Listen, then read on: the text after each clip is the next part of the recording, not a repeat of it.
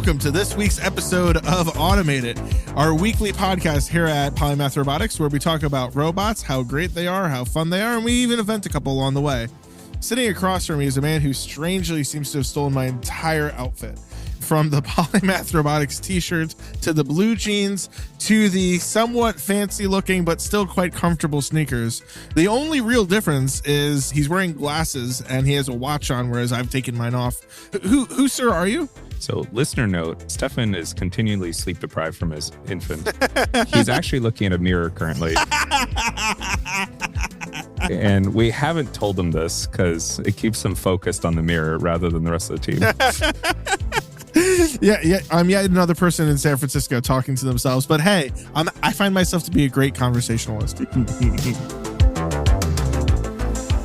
This, of course, is Automate It. We're the founders of Polymath Robotics, and we do two sections of this podcast. In the first, we each randomly draw a card to come up with a robot idea, and then kind of spitball it into buffoonery. And then in the second, we're going to talk about a topic in robotics that I can't honestly remember what we're supposed to talk about today. So, Ilia, what is it that I'm supposed to have really strong opinions about today? It was going to be how data is the new oil applies to robots. We saw a great comment about a reason to invest in the struggling robotaxi world because of all the data and its infinite value. Data. And that's what we're going to talk about, how true that is today. So with that, sound effect time. It's time to play our game. All right. So drawing a card here. So actually for business, I'm going to cheat the business card this time. Well, actually, we got to rewind for people who are joining us for the first time. Yeah. What is the game that we play? So in this game, we each draw a card, one for a business use case, another for a technology we have to use, and then spitball how to use that piece of robotics technology in that use case and how to kind of create a robotics product around it. And now I read a really interesting series of Wikipedia articles today that I want to dedicate our next business case to. So, you know that whole adage that we all learned in elementary school about how the Great Wall of China is the only thing observable from space, blah, blah, blah, blah, isn't really true. But I learned today about a series of other massive walls that theoretically are observable directly from space. You're talking, of course, about Atlantis. No, better yet, these are walls that protect vulnerable populations from terrifying invaders who threaten their very life every day. I am, of course, talking about Australia's Dingo Wall, as well as their rabbit-proof fence, which is a series of not one, not two, but three multi-thousand-kilometer long fences to keep rabbits out of Western Australia. And their Dingo Wall is I think 8,000-kilometer wall or 6,000-kilometer wall to keep dingoes out of southeastern Australia so that, sheep can do their sheeply things without too many dingoes getting by. For our American listeners, that's roughly 4,000 miles. I don't think they're really convertible.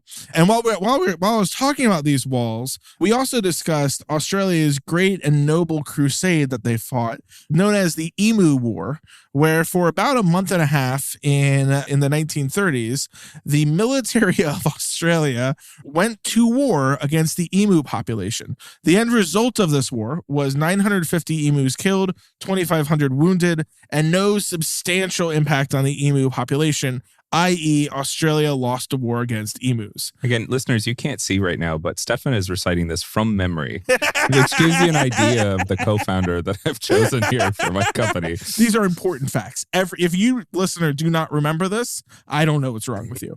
So I think fences are kind of stupid and dumb. Let's find a robot that can, keep dingoes out, keep rabbits out, and take care of those pesky emus once and for all. And this kind of warfare against animals and technology goes way back. One of my favorite details about this article is they deployed the Lewis gun, which at the time was a fairly modern machine gun.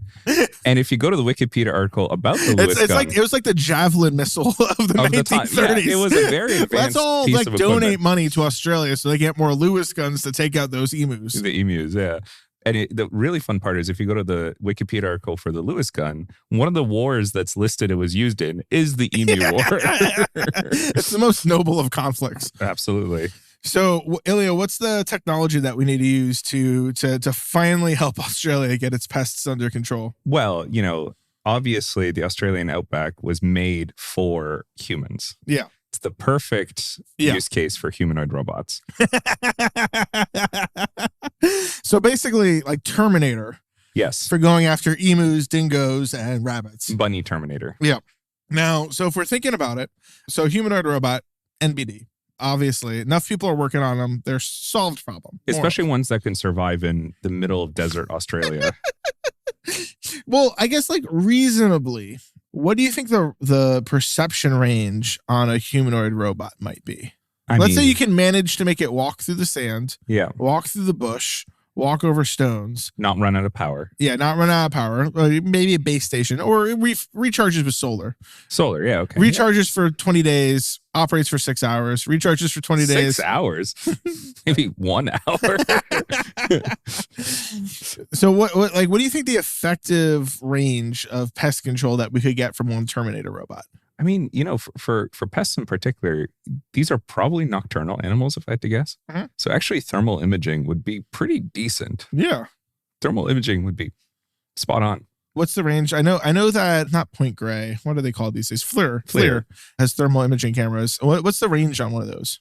So if you want to see, I guess rabbit is the smallest. So I don't know, 5-pound rabbit. Yeah. What do you think you can pick that up at? What's your goal? Your goal is to hit so him with a stick? The rabbit proof fence is, I believe, 4,000 kilometers long.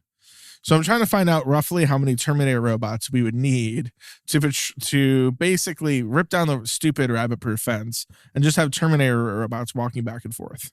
Just patrolling the fence. Yeah. But doing what, though? Again, like, is their goal to catch the thing? Spotting rabbits. Yep. And then opening fire on them. Opening fire. Yeah. So autonomous kill machines. Yes. But against rabbits only. And dingoes and emus. The big three. Oh, wow. The big three. Not kangaroos, though. No, definitely not. We can't go after Kangaroo Jack. All right. So our system has to somehow reliably differentiate between a human on all fours and a dingo at distance. Dingoes are small, though. A child. Much better use case. I mean, you know what? We're all about software interoperability. We're going to go to Cruise and ask them for their child detection algorithm for this use case. A little too soon. Okay. We probably have, no matter what, to get enough data on these targets before we open fire, we probably have to walk to be within 100 feet of them. Yeah, because you don't want to be shooting at a random pixel on the horizon. Like that's a recipe for shooting a person. Okay.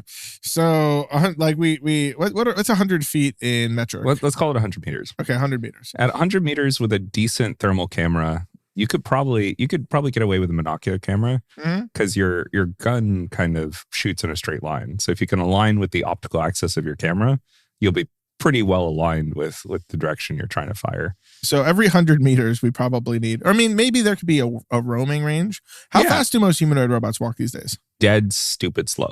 What's that mean? Like a mile an hour, maybe 2 miles an hour. Okay.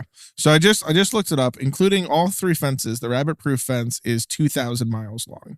There you go. So we probably need in the range of 2,000 Terminator robots. So yeah, fine. I mean, the other thing you could do is half the time it shoots and half the time the loudspeakers just make the shooting noise to scare away the animal away from the fence. That would be more effective. Yeah, actually, you mentioned it, but one of my side projects at ClearPath was actually mounting an air cannon on a grizzly and driving it around a vineyard to let it off randomly. Yep. Because they set up these air cannons to scare off crows who would eat the grapes for a vineyard. But crows are smart, so they'd figure that out. Crows are smart, so they'd figure out that the air cannon was always in the same spot. And the grizzly was an electric vehicle, very quiet. So just teleport around from their perspective. Slowly sneak up on them. Yeah. Taking half an hour to travel 20 meters. And then let off the air cannon and scare them off. The air cannon doesn't actually hurt them. No, but it's a startle reflex. But eventually they would just learn to ignore the air cannon. I mean, I feel if you're sitting at your desk and I come up behind you and I randomly clap really loud. I think we're about to go on a big tangent for crow intelligence. Yeah. There was a whole thing about how a town was infested with crows, had 2,000 crows. They rallied up a posse to go shoot the crows, shot 2 crows, and all the crows left. There's another about how they had a person wearing a mask go bother a bunch of crows, and after like the 3rd day, crows started attacking whoever wore the mask. Was it a crow mask? I'm pretty sure eventually they'd grow weary of the sneaky grizzly. But going back to the main point, if we need 2,000 Terminator robots, what do you think, like an agility robot, what do you think that costs? Or a Tesla humanoid robot, what do you think that costs? Tesla, I don't know. Agility, I mean, I'd have to guess if they're building a factory for these things now, they're probably targeting 50 to 100K range. So let's call it 50 to give them the benefit of the doubt. Okay. So 50K per robot. Okay. And then probably 50K a year in software to keep it running. Yeah, or something. And then, you know, optical cameras. And if you were to make up building, let's say you need a base station for charging every 10 miles. Yeah. So you need 200 of these base stations. What's the cost of each of these? $100,000? Yeah. I mean, it'd be a little hut to protect you from the weather. So I think we're probably looking at a range of $10,000 to $50,000 per mile to patrol it with Terminator robots. That's actually becoming comparable. No. Fencing is pretty expensive. High grade fencing. $10,000 to $50,000 per year per mile. Oh yeah. Okay. I think reasonably. Yeah. And one time in inflation adjusted dollars, the rabbit proof fence cost $20,000 per mile. All right. So maybe not Terminator robot. However, it can't chase after the emus. So I think in a further episode, we need to expand on hunter killer Terminator robots. They probably would have to go faster, so maybe they need wheels and just abandon the legs altogether to finally go after the emu hordes and reclaim Australia. Why legs? Which might be our next big t-shirt. All right. So with that being said, what's the name of the robot? It's your turn to come up with a good name. I mean, I think it's called the rabbit proof Terminator. Oh. So that being said, Ilia, the other day we saw a quote about why investors should be pouring more money into the robotaxi companies, because these vehicles are driving through the cities and they're just collecting so much data, infinite amounts of data. And that's why, you know, a couple more $1 billion checks should be written to robotaxi company ABC, whatever. What do you think about that? I mean, the data's the new oil, right? It's one of those arguments that really seems valid. Mm-hmm. And you know that like there's a million memes about this, about the Gaussian curve with like the idiot on one end thinking one thing and the smart person on the other end thinking the other thing. It's one of those things of like, of if you know nothing about the space, data is oil, makes sense. Yep. If you're really sophisticated, data can be valuable. Yep. But if you're like 90+% of the middle of the standard deviation, it's very difficult to transport that data from use case to use case, from sensor to sensor. Let's say, you know, finance focused talking heads always are the smartest people in the world. I mean, that's why I follow every piece of investment advice Jim Cramer ever gives. You know, I've lost my home and I owe money to everyone I know. But one day, me and the Cramer are going to be friends. Isn't the anti-Cramer portfolio up like 30% currently? Year over year? Yeah, like basically. I don't know. Look it up. It's great. So let's assume the finance talking head who said this was incredibly smart. If you had all of Cruise's data of San Francisco, what would you need to do to squeeze value, to squeeze gold out of that yarn? I mean, the question becomes, what are you trying to do, right? Data by itself is like, yeah, but data. So the parallel advertising. Yeah, yeah, great, fantastic.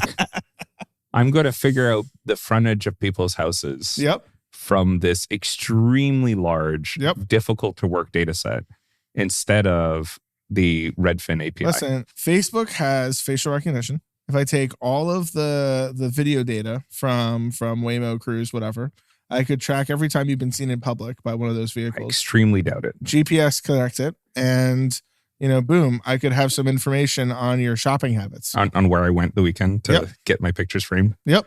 Yeah, it's very valuable data. Which you also get, you know, by having a plug-in on an app on my phone. or just an Android phone. Like, hello, Google.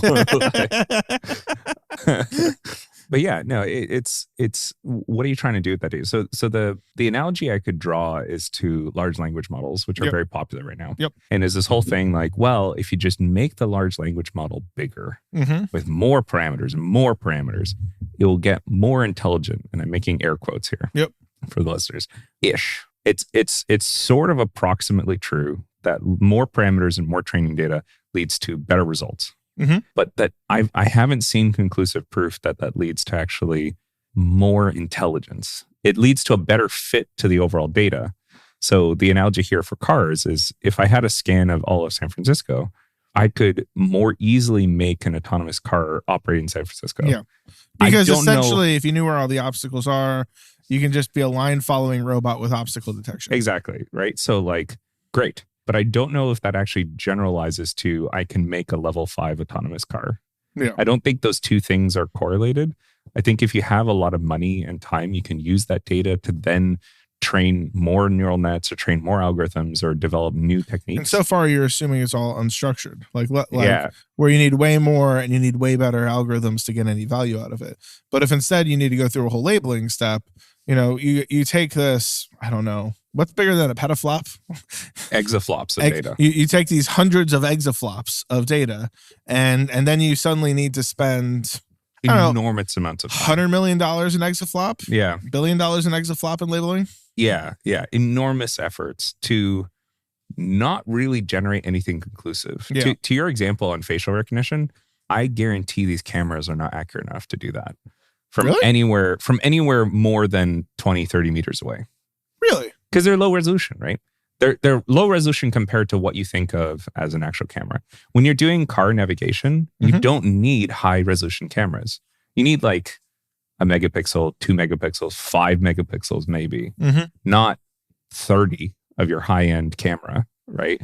And most of the time, you really want high dynamic range or global shutter or any of these other technologies that give you better data quality for machine vision, which inversely correlates with image sensor size. Because generally, these really big image sensors aren't global shutter. There's a few now, but they're very, very rare. Yep. And all that means is that you get this fairly low resolution, fairly noisy image that is helpful if the person's standing really close. But being able to facial recognize somebody from way down the street, I would severely doubt it. You're getting 3 or 4 pixels. Good luck. Yeah. Basically, you don't think Waymo could do that. The surveillance state that we all hope for, where Waymo knows where everyone is all the time, probably not reasonable with their current sensor. I mean, they would need 1 car per block over the entire city, right? Like at that point. And at that point, you might as well just put up surveillance cameras. Right? I mean, it's the difference between making a Terminator to take out the emus versus building a fence. Yeah. Yeah, I mean, I heard a story recently about a big company, Data's New Oil, save all of the stuff. We need all of the data. And then they asked their partner, all right, cool. We have all this data that we're paying all this money to store and that we paid all this money to collect. What do we do with it now? And the partner went out and got a quote, and it was like $50 million to get it labeled. Yeah, that's the other thing. Is like there's so much information collected. I've talked about this before, but your LiDARs generate 200 to 500 megabits a second. Yep. Your cameras are generating another 50 to 100. If you want to record an hour drive, you're filling up the storage of most normal consumer disks. Yep. It's so bad that Amazon and other big data storage services operate these services where they basically send you a disk in the mail. What's that called again? It's like Snowball or something. Yeah. Or Avalanche, maybe. Or some snow related. There's one where it starts to be more efficient to move data by having a big rig full of hard drives. Yeah. Drive across country and then try to put it over the internet. Yeah. Side note, XKCD has a great explanation about how that will always be true. Our data storage medium will always be faster for large data sets than the internet. Anyway, so there's a huge amount of effort to collect the data. There's a huge amount of effort to transport the data. There's a huge amount of effort to store it in a retrievable way so that you can then, I want to see this drive that we took 4 weeks ago when there was a red light and a pedestrian ran across the road, and like, good luck finding that data set in your billions of bits. I've actually met a couple of different efforts to make data like that more searchable. There was It's one a huge problem. There was one in like a mid-sized autonomy service provider company where they're trying to make it like natural language searchable using LLMs. I think that initiative has since died because the person in charge of it left. It's a great idea, but like enormous amounts of effort. Yep. You're talking about, think about just data density wise, computers have just barely started to be able to grasp written language. Mm-hmm. And we can do some tricks with generative neural nets for images and sort of recognize images. And then this problem set is, here's uncorrelated video and motion and LiDAR data that nobody's put any effort into. Figure it out. Go ahead, figure it out. I mean, I was going to say, my friend's Plex server that I'm on that has like a petaflop of movies and TV shows that are totally legal, of course. That Plex server doesn't actively scan what's in it because that itself is too much data. And we're talking like video files with descriptions added. Yeah. That is too hard. Yeah. So this is an enormous problem. So again, the answer is like, yes, the data is somewhat useful. And LLMs today wouldn't have been built today without enormous data sets of text, UN translations of legal documents, and even like Enron email dumps. If you want to look up the history of how automated spell check came about, there's a bunch of like Enron emails that were used to create spell check. None of this could have been created without that data had been stored. Yep. But that was all very low dimensional data. Autonomous vehicle data is so much bigger. The entire Library of Congress could be stored on one disk today. Yep. You cannot store a 5-hour drive. You can't drive. You can't store a drive from San Francisco to LA on a single disk. Yeah. And that is one drive in one circumstance on one particular vehicle. Yep. So the problem is so many orders of magnitude beyond what we're able to process. So it's not so much that like data is the new oil. It's maybe more that data is the new sand. There's a lot of it. Some people sometimes can make concrete. If you store it, it causes a whole bunch of problems and a whole bunch of different ways. It can corrode things. It can blow off. It can do all sorts of whatever. I think it's even, I like the oil analogy because it's more like, it's not, oil isn't a barrel of data. Oil is a writ to a piece of land that might have oil under it. And like, first you got to survey, and then you got to build a pump station, and then you got to do a bunch of stuff to actually get it out and cart it around and refine it. After all of that effort, maybe you didn't actually make oil because there was nothing there to begin with because the data was useless. And maybe the price of oil is dropped by half. Exactly. So it's really interesting because it ends up being that a lot of these data efforts are very insular to the particular companies that are using them and their methodologies and their tooling. And we're starting to see, Foxcliffe, for example, we keep bringing up as this example of a tool that's trying to be across different users, but even they aren't really focusing yet on the scale of this petabytes of data that you have to search through and index. And these are real big data problems that nobody's solved yet. And that's before you even start using this data for anything productive. Like, we're not even talking about like train a magic neural net. It's just like access the data. Show me the file from 3 weeks ago with a red stoplight. Is enough of a challenge. Yeah. So the other thing, we run into a small scale version of this problem where we store ROS bags or MCAP files. And then we also run metrics based on Prometheus. And we have this blog post from our used to be intern, now full-time David, who's been excellent, where correlating incidences in our metrics can then automatically call forward what specific bag file we need to go digging. So a concrete example of this is every time a vehicle emergency stops and emits a metric that we can then use to dig through our bag files to find the last 30 or 60 seconds worth of data from that particular vehicle before the e-stop occurred. Yep. So we can try to reconstruct it, because ultimately the path forward to making this a solvable problem at our scale or at most company scale is you throw away as much of this data as possible. Yep. So the other flip side of this is a lot of people are worried about, well, if you operate your polymath software in our industry, you're going to capture all this valuable data. And we have to explain to them that no, most of it we're throwing away. Yeah. We can't possibly store all this. So we're capturing these tiny little 30-second snippets that are only around specific incidents that we've pre-designed the system to catch. Some specific time when the visual sensors and the LiDAR don't agree. Right. Or some specific time when we fail in a really interesting way. Yeah. Our acceleration is too high or deceleration is too high. We've emergency stopped. An obstacle has popped into view where there was none before. Those kind of cases are the ones that will trigger this data collection, because raw, unmetered data collection of driving on the same space over and over and over doesn't actually forward our approach. Yep. And for most companies our size, it would be a very large lift. You'd spend a lot of money on labeling and data analysis and moving data. And labeling itself is a whole thing. Like at Starsky, I think in total we spent $1 million on labeling data out of something like $22 million raised. We actually, I think like 800,000 of that or 700,000 of that was with one particular labeling provider who's everyone promises 95% accuracy. This one partner, their accuracy averaged 75%. So literally that $700,000 investment was a net negative to our overall program, and our model improved when we removed all of that from the mix after already having spent the $700,000 money that, we could not possibly get back or get a refund on. So even once you've accessed the data, as you try to go through the whole training process, it keeps on getting more and more complicated. We had to build complicated structures for figuring out how to test the stuff that we got back from labelers and how to compare different labelers against each other. And then even which snippets of new data were worthwhile for adding into the pipeline. And I think all of this goes to say that there's this almost fascination with machine learning and AI as the primary parts of robotics. And I'd argue that they are, while they may be the flashy parts, they are at best the supporting cast to things like controls, things like good software, things like best practices. Yeah, and one more interesting note on the labeling problem. I keep kind of mentioning that this is not an approach valuable at our scale of business.